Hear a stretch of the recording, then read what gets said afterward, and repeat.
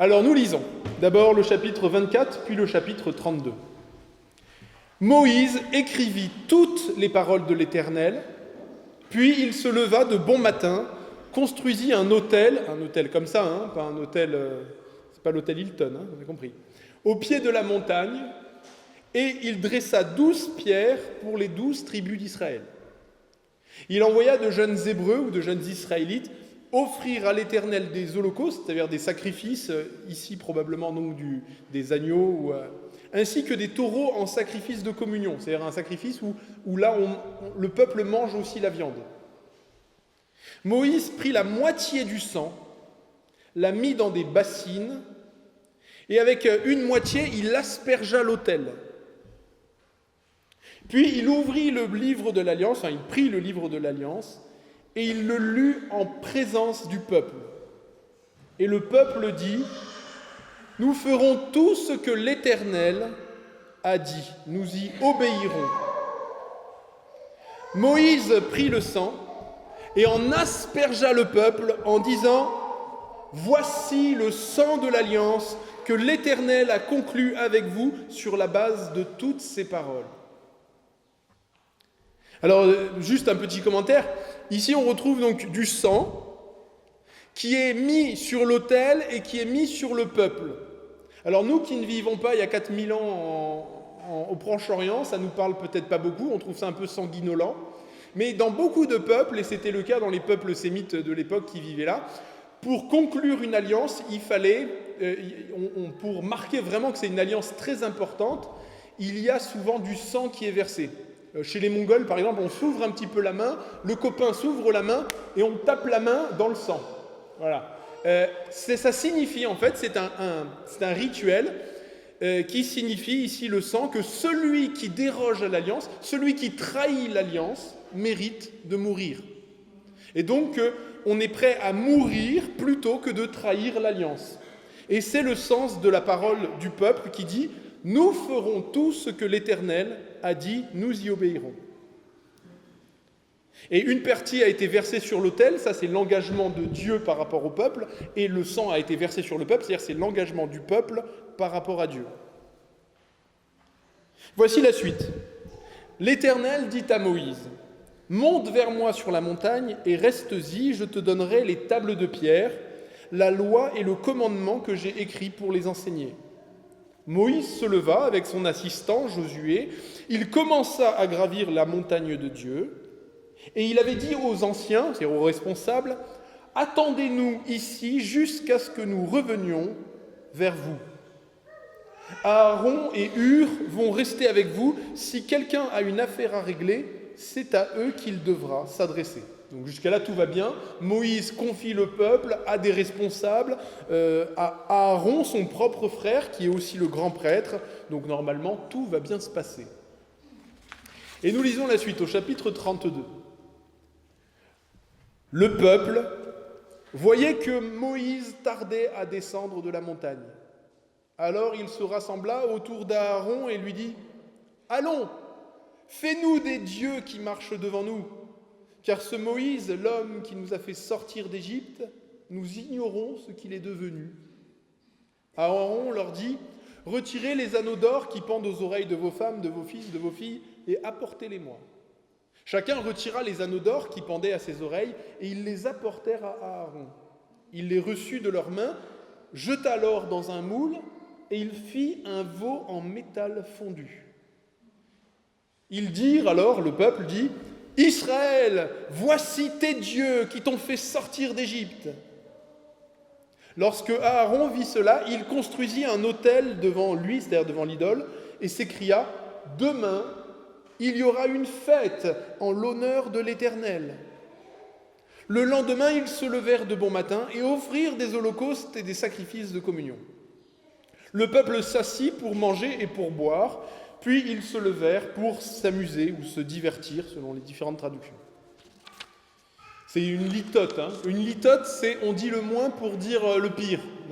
Et en fait, dans le contexte, ça veut dire les gens se sont levés puis ils ont fait n'importe quoi. Ça a été la catastrophe. L'Éternel dit à Moïse, « Vas-y, descends. En effet, ton peuple, celui que tu as fait sortir d'Égypte, s'est corrompu. Ils se sont bien vite écartés de la voie que je leur avais prescrite. Ils se sont fait un veau en métal fondu. Ils se sont prosternés devant lui et lui ont offert des sacrifices et ont dit « Israël, voici tes dieux qui t'ont fait sortir d'Égypte. » L'Éternel dit à Moïse « Je vois que c'est un peuple réfractaire, c'est-à-dire un peuple rebelle. Maintenant, laisse-moi. Ma colère va s'enflammer contre eux et je vais les faire disparaître. Tandis que de toi, je ferai une grande nation. » Alors, pour la suite du récit, Moïse descend et voit que la situation est encore pire que ce qu'il imaginait. Il est tellement horrifié par la situation qu'il prend les tables de la loi, les tables que Dieu a écrites, et comme symbole que l'alliance est brisée, que l'alliance est en miettes, il prend les tables et les jette et les casse en morceaux. Le contrat est rompu entre Dieu et son peuple. D'amis qu'ils étaient, Dieu et son peuple sont maintenant ennemis. Mais voilà ce qui arriva juste après, le lendemain, une fois que le calme est revenu, au prix quand même de la vie de plusieurs personnes. Le lendemain, Moïse dit au peuple « Vous avez commis un grand péché. Je vais maintenant monter vers l'Éternel et peut-être obtiendrai-je le pardon de votre péché. » Moïse retourna vers l'Éternel et dit « Ah, ce peuple a commis un grand péché. Ils se sont fait des dieux en or. Pardonne maintenant leurs péchés. Sinon, efface-moi de ton livre que tu as écrit. » Voilà, jusque-là, la lecture de la parole de Dieu. On va s'arrêter là pour la lecture. Alors, c'est une situation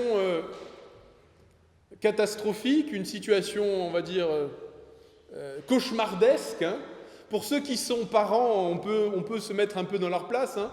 Vous avez une babysitter qui vient, vous confiez vos enfants à la babysitter, vous dites, alors il y a de la purée aux légumes dans le frigidaire, surtout qu'ils soient couchés à 19h30. Et puis à 4h du matin, vos voisins vous appellent sur votre téléphone portable. C'est la catastrophe, qu'est-ce qui se passe? Il y a une énorme soirée chez vous. Vous revenez, vos enfants ne sont pas dans le lit, sont quelque part en train de se promener dans la rue. Et ils ont été gavés de sucre pendant toute la soirée. Et là, vous vous dites, mais c'est pas possible. Eh bien, même si on vivait une situation pareille, ce serait moins de colère, moins d'effroi, moins d'incompréhension que ce que Moïse a ressenti ce jour-là quand il est descendu de la montagne. Cette désobéissance du peuple de Dieu, quelques jours à peine après les 10 commandements, elle paraît infaisable, incompréhensible. Dieu avait pourtant été tellement bon avec ce peuple. Dieu les avait délivrés de la mort et de l'esclavage, de la main du Pharaon. Il s'était montré fidèle pendant le désert. Il leur avait donné à boire et à manger. Dieu leur avait promis un pays où ils seraient en paix et où ils pourraient vivre un avenir merveilleux dans la présence de Dieu. Et tout ce qu'ils avaient à faire, c'était de respecter 10 commandements qui paraissent simples et qui sont en plus vraiment bons à appliquer. Et ils s'étaient écriés, on l'a vu, Moïse leur a rappelé les paroles, il leur a relu les paroles de Dieu, et le peuple entier s'est écrié « Nous ferons tout ce que l'Éternel a dit, et nous y obéirons. » Et ils avaient bien compris que c'était même au prix de leur vie. Et pourtant, malgré tout, ils n'ont pas pu. Ils n'ont pas réussi. À la toute première occasion de tentation, ils ont chuté. L'alliance entre Dieu et son peuple est rompue, elle est en pièces. Dieu a dit qu'il allait les détruire et les exterminer. La mort et le malheur est devant eux. C'est littéralement une chute. Ça avait tellement bien commencé. Mais voilà, il n'y a plus d'avenir pour ce peuple. Cette chute nous rappelle une autre chute qui se trouve dans le premier livre de la Bible et qui raconte un peu la même histoire. Dieu avait été bon pour les premiers êtres humains, pour Adam et Ève. Il les avait pris, il leur avait dit « Vous serez l'image du Dieu que je suis, vous serez le chef-d'œuvre de ma création. Je vous demande juste une chose, c'est de ne pas toucher aux fruits de la détermination du bien et du mal. C'est, autrement dit, de ne pas vous faire des dieux, de devenir vos propres dieux. Mais vous avez le droit de tout, pour tout le reste. Vous pouvez manger de tous les fruits, de tous les arbres. » Il leur avait dit le même avertissement, non pas avec du sang, mais par des paroles, « Le jour où vous en mangerez, vous mourrez. » Et pourtant, là aussi, peut-être des milliers d'années, peut-être des centaines de milliers d'années, peut-être de façon symbolique, mais peut-être de façon littérale, en tout cas, quelque chose s'est produit, et là aussi, désobéir à Dieu, c'était la mort. Et c'est logique. Dieu est la source de la vie, donc quand on décide de se séparer de Dieu, eh bien on meurt. C'est somme toute normal. Mais il y a une différence que vous avez peut-être perçue entre Adam d'un côté et Moïse de l'autre. Parce que quand Dieu est venu à la rencontre d'Adam et Ève, qui avaient chuté, qui avaient péché, qui s'étaient détournés de Dieu, qui avaient dit « Nous voulons être plus heureux en déterminant le bien et le mal par nous-mêmes », eh bien, qu'est-ce qui s'est passé ? Quand Dieu a dit à Adam et Ève « Qu'est-ce que vous avez fait ?» Alors, Adam a dit « C'est pas moi, c'est elle. Et en plus, c'est ta faute parce que c'est toi qui me l'as donné. » Et ici, Moïse, qui pourtant n'est pas un être exemplaire, Moïse n'est pas parfait. Moïse qui n'est pas parfait, on le voit s'énerver, on le voit parfois commettre des impairs. Eh bien, Moïse, ici, est présenté pourtant et a une réaction exemplaire. Moïse n'avait rien fait. Il avait choisi pourtant les meilleurs responsables qu'il avait. Il était monté là-haut. Il n'avait pas participé au péché des Hébreux. Et pourtant, quand il descend, il va remonter vers Dieu et se présenter à Dieu en disant « Si tu veux les détruire, ce qui est juste, ce qui est mérité, détruis-moi aussi, moi qui suis innocent. » Il va faire l'inverse d'Adam et Ève. Il va se placer comme intermédiaire, lui qui est innocent, entre Dieu et les coupables. Il va se placer et il va dire à Dieu « S'il te plaît, à cause de moi, si tu m'aimes, ne brise pas l'alliance. Rétablis-la, guéris-la, restaure-la. Continue à considérer ce peuple de coupables comme ton peuple. » Il va se placer et mettre sa propre vie en jeu pour obtenir le pardon du peuple duquel il se fait le représentant. Ce faisant, on peut remarquer que, jouant le rôle de représentant du peuple, il ne joue pas le rôle habituel du prophète. Vous savez pourquoi ? Parce que le prophète, le rôle principal du prophète, c'est de représenter Dieu dans le peuple. Et là, c'est l'inverse. Il représente le peuple devant Dieu. Et ça, c'est un autre rôle. Ce n'est pas le rôle du prophète, ça. C'est le rôle du prêtre. C'est le rôle du grand prêtre en particulier. Le rôle du grand prêtre, c'est de se placer devant Dieu et d'intercéder pour le peuple au nom du peuple.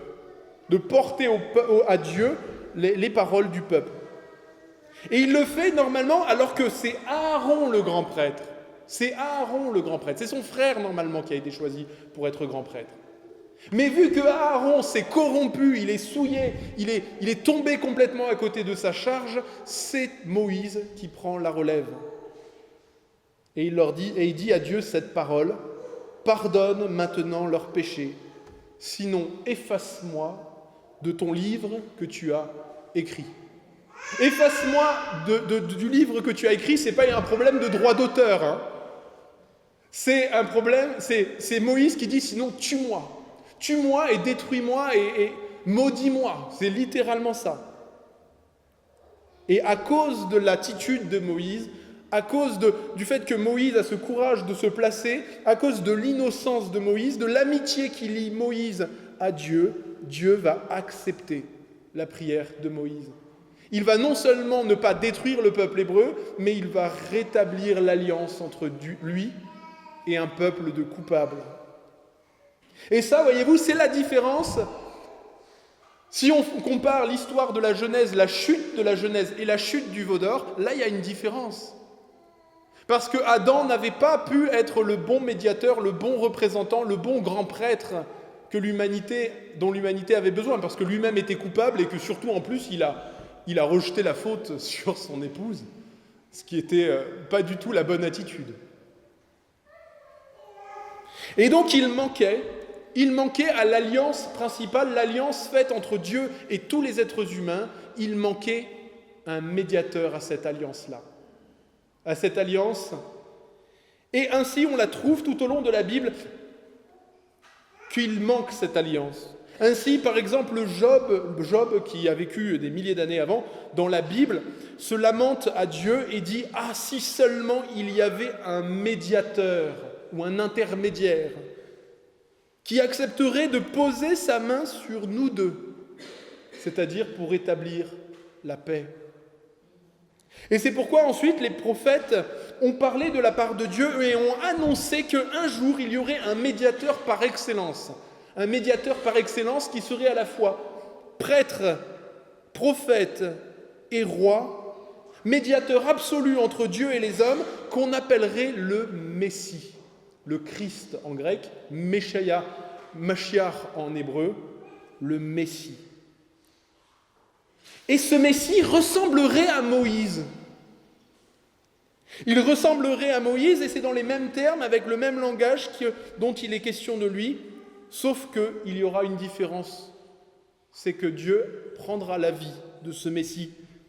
Et il est écrit, Ésaïe chapitre 53, « Parce qu'il s'est livré lui-même à la mort, parce qu'il a porté les péchés de beaucoup d'hommes, et qu'il a intercédé pour les coupables. » C'est exactement ce que Moïse a fait, sauf de porter littéralement et de mourir pour le peuple coupable.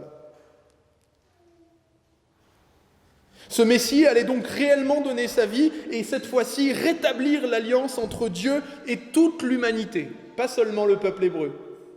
Rétablir avec toute la part de l'humanité qui cherche Dieu et qui veut revenir à Dieu. Et c'est là, voyez-vous, dans les paroles d'institution de l'Alliance, que nous voyons le lien entre les deux. Je vous relis les paroles que Moïse a dites à l'instauration de cette alliance. « Ceci, dit Moïse, voici le sang de l'alliance que l'Éternel a conclu avec vous sur la base de toutes ces paroles. Voici le sang de l'alliance que l'Éternel a conclu avec vous sur la base de toutes ces paroles. » Et voici ce que Jésus a dit avec ses disciples. Ses disciples qui étaient face à lui, il y avait d'un côté Jésus, il était là avec sa coupe pleine de vin, devant lui ses disciples, et qu'il leur a dit ceci, « Ceci est mon sang, le sang de l'alliance qui est versé pour le pardon des péchés. » Souvenez-vous, le sang avait été versé sur l'autel, c'est-à-dire sur la présence de Dieu, il avait été versé sur le peuple, et Jésus a fait la même chose. Il a pris la coupe, il en a bu, et il l'a passée ensuite à ses disciples, et ils en ont bu. Et dimanche après dimanche, ou tous les mois, on va dire, on se rassemble et on fait la même chose. On boit la même coupe, quelque part, à laquelle Jésus a bu. Et là, c'est là le mystère extraordinaire et insondable de l'amour de Dieu. C'est que Jésus, quand il a pris, on va dire, ce signe du sang, qui est un signe de jugement et de colère, et qu'il l'a donné à ses disciples, c'est exactement la même chose. C'est comme s'il disait à ses disciples, vous connaissez toute la loi de Dieu, tout l'enseignement que je vous ai donné pendant 3 ans, tous les 10 commandements, tout ce que Dieu attend de vous. Et je fais une alliance avec vous. Et celui qui désobéira à l'alliance devra mourir. Sauf que Jésus, en tant qu'homme, Dieu fait homme, accepte d'être notre représentant et de mourir pour nous. Il accepte de boire à la colère de Dieu Il se place comme notre intermédiaire à nous, à Adam et Ève, à Moïse, à tous les prophètes, à tous les hommes qui vivront et qui voudront, même dans les dernières secondes de leur vie, se confier entre les mains de leur Créateur. Il se place là, de manière que, comme médiateur, pour que le péché des coupables puisse être englouti et pour que l'alliance entre Adam et Ève et Dieu puisse être restaurée. Ainsi, il est écrit, 1 Timothée chapitre 2, il y a en effet un seul médiateur entre Dieu et les hommes, un homme, Jésus, le Christ, qui s'est donné lui-même en rançon pour nous tous.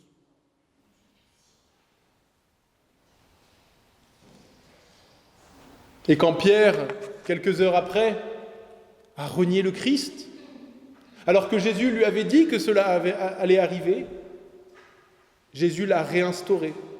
Il l'a rétabli comme il nous rétablit à chaque fois que nous péchons, à chaque fois que nous tombons, à chaque fois que nous cédons à nos mauvais désirs, à chaque fois que nous commettons l'idolâtrie en plaçant des choses comme plus importantes que Dieu dans notre vie.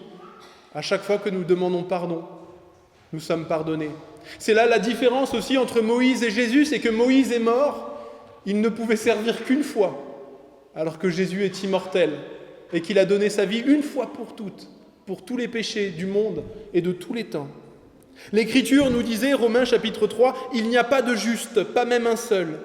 Éphésiens chapitre 2 disait de nous, « Notre conduite est dictée par les mauvais désirs de notre nature propre. Nous accomplissions les volontés de notre nature humaine pécheresse, de nos mauvaises pensées, et nous étions par notre condition même destinés à la colère de Dieu. Mais Dieu, qui est riche en compassion, à cause du grand amour dont il nous a aimés, nous qui étions morts, c'est-à-dire nous, c'est comme les Hébreux qui ont reçu le sang, ça veut dire qu'ils vont mourir s'ils désobéissent, et 30 jours plus tard, ils désobéissent. Nous étions morts en raison de nos fautes. Il nous a rendus à la vie avec le Christ. La mort attendait donc celui qui désobéissait. Nous avons désobéi. Nous méritions donc de mourir, mais Jésus a offert sa vie en échange de la nôtre. Il s'est identifié par amour à nous. Il s'est fait notre grand prêtre, notre sacrifice, notre temple. Et voilà que nous sommes sauvés. Voilà que nous sommes sauvés, rétablis, adoptés, que nous avons dans le ciel un Père, que nous n'avons plus rien à craindre, ni la mort, ni les hommes, ni les anges, ni les dominations. Quelle merveille, quel insondable amour que celui de Dieu. Quel mystère insondable que le monde ne parvient pas à comprendre, ni à accepter, ni à recevoir, mais que nous avons reçu par la foi. Alors, frères et sœurs, qu'est-ce que tout ça a à nous apprendre pour nos vies? Vous avez remarqué que le peuple hébreu n'a pas réussi à attendre 40 jours. C'était trop long. 40 jours à attendre Moïse qui redescend, c'était trop long. À cause de ça, quand même, ils vont devoir attendre 40 ans de plus. Et nous attendons non pas le retour de Moïse, qui est mort et enterré, mais celui du Christ, de Jésus de Nazareth. Lui qui est ressuscité d'entre les morts et qui a dit cette phrase terrible, parlant de lui-même. Il a dit « Quand le Fils de l'homme ça veut dire le Messie, quand le Fils de l'homme reviendra, trouvera-t-il la foi sur la terre ?» Point d'interrogation. J'ai envie d'être rassurant parce que Jésus a promis qu'il serait avec son Église. Il a dit que son Église triomphera même des portes du séjour des morts. Il a même promis, dans les évangiles, il a dit « Je suis avec vous jusqu'à la fin du monde ». Donc ça va. Ce n'était pas une question à laquelle on répond non. Mais c'est quand même un avertissement pour tout chrétien et pour toute Église, pour toute institution. Remarquons comment même Aaron, le grand prêtre, le garant de l'institution religieuse, est tombé et a chuté et a emporté avec lui aussi des Hébreux. Et nous serions bien malades, ou bien stupides, ou bien aveugles, de nous croire meilleurs que les Hébreux du temps de Moïse. Jean Calvin, le grand réformateur, a dit cette phrase que je trouve extraordinaire et particulièrement vraie. Le cœur de l'être humain ressemble à s'y méprendre à une fabrique d'idoles. On ne peut cesser de tout le temps se forger des faux dieux, d'essayer de mettre des choses à la place de Dieu. Et c'est le concept même de l'idolâtrie. L'idolâtrie, c'est parfois, alors si vous allez en Inde ou vous allez dans des pays, c'est des grosses statues et les gens se prosternent devant ces statues, c'était comme ça dans l'Antiquité. Mais la plupart des idolâtries ne sont pas comme ça. Les idoles, ça peut être quelque chose de beaucoup plus subtil. C'est dès le moment où nous prêtons à la création quelque chose qui ne revient qu'au Créateur. Ça peut être la première place dans notre vie. Ça peut être notre confiance totale. Ça peut être notre ultime désir. Quoi que ce soit. Et il y a plusieurs façons de commettre l'idolâtrie, et c'est pour ça d'ailleurs que Dieu avait donné le deuxième commandement. Le deuxième commandement, c'est « Tu ne te feras pas d'image taillée ». Tu n'adoreras rien qui est fait en image taillée, en représentation. Et si Dieu avait donné ce commandement, c'est parce qu'en fait, il nous parle aussi de notre imagination. Vous savez que pour tailler quelque chose, il faut l'imaginer d'abord. Et donc, Dieu nous dit, tu ne te feras pas une image même du vrai Dieu qui ne correspond pas à la vérité et à la réalité. Tu ne vas pas te mettre à adorer quelque chose qui est selon ta propre imagination. Nous, les êtres humains, on a un pouvoir créateur qui est très bon, que Dieu nous a donné, mais il n'est pas fait pour créer des idoles et se créer des dieux qu'on adore ensuite. Et le risque est grand, en effet, pour toute génération de chrétiens, je le dis aussi pour notre génération, dans notre région du monde, en effet, de remplacer le vrai Dieu par un faux Dieu, mais auquel on donnerait le même nom. Parce que c'est un peu ce qui s'est passé avec Aaron. Je ne sais pas si vous avez vu, mais dans le peuple, il y a une division à un moment. Il y a des gens qui disent, nous, on ne veut plus adorer l'Éternel, on veut adorer des nouveaux dieux. Parce que l'Éternel, il est gonflant, il nous demande de faire des choses, il nous demande d'aimer notre prochain, c'est fatigant. Et Aaron, lui, il essaye de retourner le peuple en disant, oui, mais quand même, il essaye de trouver une voie médiane entre les deux, et il essaye de leur proposer d'avoir leur idole, mais de continuer à l'appeler l'Éternel. Et c'est pour ça qu'il dit, demain, on va faire une fête en l'honneur de l'Éternel. Alors la fête devient un attroupement d'ivrognes et de débauchés, mais c'est pas grave. Mais ce n'est pourtant pas ça que Dieu veut, et c'est ce qui fait que la plupart des gens, lorsqu'ils rencontrent des chrétiens qui en fait ne sont pas des chrétiens, on va dire, des gens qui ont le nom mais qui ne connaissent pas Dieu, se disent, disons que le Dieu des chrétiens, il n'est pas très intéressant. Finalement, c'est un Dieu comme les dieux de toutes les nations. Et c'était le problème aussi des Hébreux. Parce que quand les gens se mettaient à adorer Yahvé en mettant des poteaux sculptés, ou quand ils se mettaient à adorer Yahvé en ayant des prostituées sacrées, les Égyptiens, les peuples autour disaient, finalement c'est la même chose, il n'y a pas de différence entre leurs dieux et nos dieux. Et c'est là une déformation, un blasphème, quelque chose qui fait que l'image de Dieu devient tellement tordue qu'elle n'est plus reconnaissable et elle devient une idole. Ainsi, Dieu avait dit même à son peuple, à un moment particulièrement noir de leur époque, il leur avait dit « Mon peuple meurt par manque de connaissance ». Pourtant, la connaissance de Dieu aurait dû être connue en Israël. Mais il y avait tellement de fausses représentations de Yahvé, que finalement, de l'Éternel, que finalement, ça devenait confus pour les gens de se retrouver et de savoir qui était vraiment le vrai Dieu, parmi toutes ces fausses représentations, qui étaient même parfois validées par l'institution religieuse. Et ça, je crois que c'est l'appel que Dieu adresse à chaque chrétien et à l'Église plus largement, d'être fidèle. Fidèle par nos paroles, fidèle par nos actes, fidèle de manière à ce que les gens autour de nous se disent « Ah, c'est donc ça l'Éternel. Ah oui, c'est différent, c'était pas comme je pensais. » Et peut-être qu'il y a des gens qui vont justement rejeter, la majorité des Hébreux rejeter le vrai Éternel. Mais c'est pas grave. Dieu préfère être rejeté par une majorité, mais accepté pour qui il est vraiment, plutôt que d'accepter par une majorité, mais qui finalement accepte une idole. Ça n'a pas d'intérêt pour Dieu.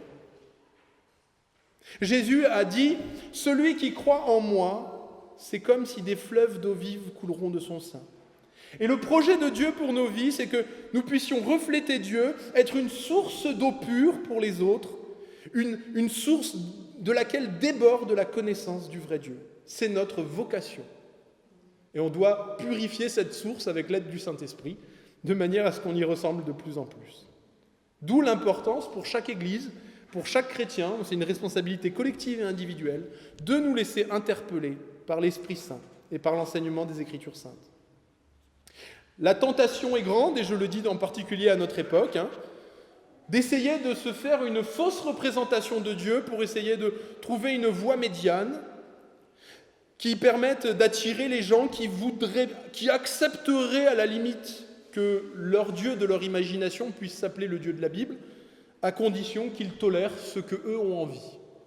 C'est vite fait, hein ? Par exemple, dans l'Allemagne nazie, il y avait des tas de pasteurs qui ont accepté de créer une église nazie.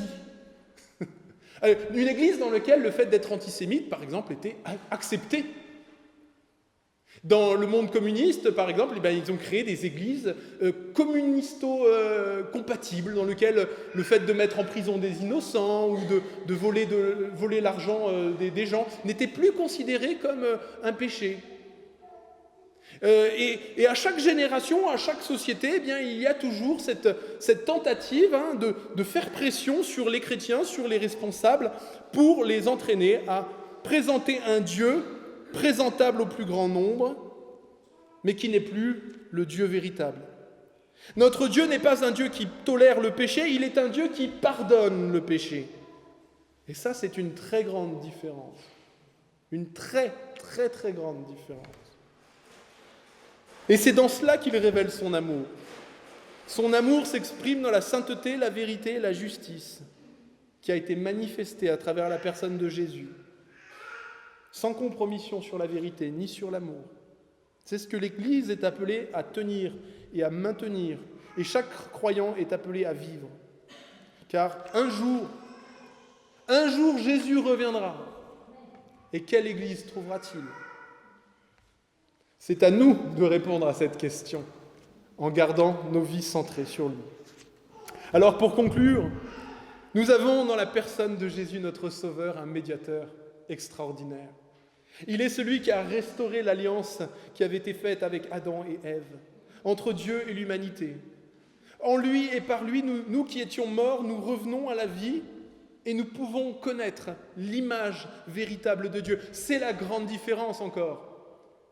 Le peuple voulait un Dieu qui marche devant eux, ils voulaient une image, ils ont fait un veau en or. Mais nous avons l'agneau de Dieu, la véritable image, l'image parfaite du Père, l'image parfaite du Dieu invisible. 1 Jean chapitre 5 nous dit exactement cela. Nous savons aussi que le Fils de Dieu est venu et qu'il nous a donné l'intelligence ou la connaissance, pour connaître le véritable, pas une fausse image, le véritable. Et nous sommes dans le véritable, en son Fils, Jésus-Christ. C'est lui qui est le Dieu véritable et la vie éternelle. Et il finit sa lettre en disant ces mots. « Petits enfants, gardez-vous des idoles. » Et maintenant, nous concluons par la prière.